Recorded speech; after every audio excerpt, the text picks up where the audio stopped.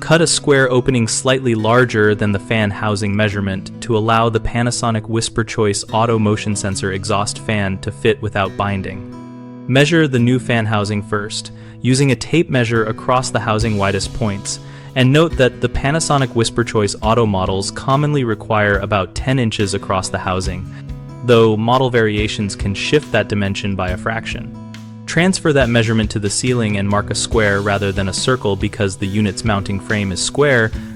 Add an 1/8 to 1/4 inch all the way around to create clearance for maneuvering the housing and attaching mounting brackets. Use a straight edge and pencil to score the cut lines so the box knife will start the plaster or drywall cleanly and prevent chipping.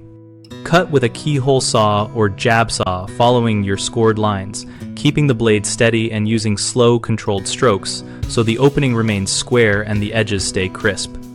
After the cut, test fit the housing and check for obstructions such as joists, wiring, or ductwork, and shim the housing as needed to make it level with the finished ceiling plane.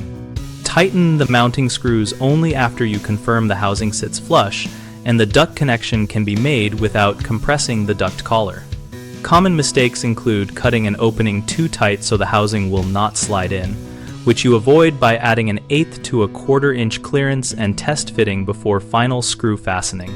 Cutting an opening that is misaligned with the ceiling joists or duct, which you prevent by probing above the ceiling and adjusting your layout so the duct runs line up before cutting, and leaving rough or damaged drywall edges that crack when the housing is tightened, which you prevent by scoring, using a clean saw technique, and backing fragile areas with a small scrap of plywood or compound to reinforce the perimeter.